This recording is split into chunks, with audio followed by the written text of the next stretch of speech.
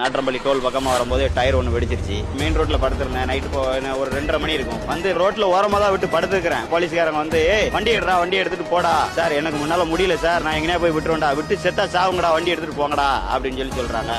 ஒரு வாரத்துக்கு முன்னாடி ஒரு டீ கடையில போய் டீ குடிச்சிட்டு போன் பேசிக்கிட்டு இருந்தேன். அப்ப என் பையன் வந்து என்னன்னா இப்ப நான் ஒரு 2 வயசு தான் அப்படினால வீடியோ கால்ல பேசிக்கிட்டு இருக்கான். அப்ப நான் கொஞ்சம் சத்தமா பேசுறேன். டீ குடிச்சு முடிச்சுட்டு அந்த கடைக்காரர் சொல்றாரு, போன்லாம் வெளியே போய் பேசுங்க அப்படின்றாரு. போன் வெளியே போய் பேசாதேன்னு சொல்லாதீங்க, மொத்தத்துல வெளியே போங்க அப்படின்னு சொல்லிட்டேன்னா நாங்க வெளியே போயிட போறோம். பாத்துக்கோங்க இப்ப டிரைவரோட நிலைமை எந்த அளவுக்கு மதிக்கிறாங்க.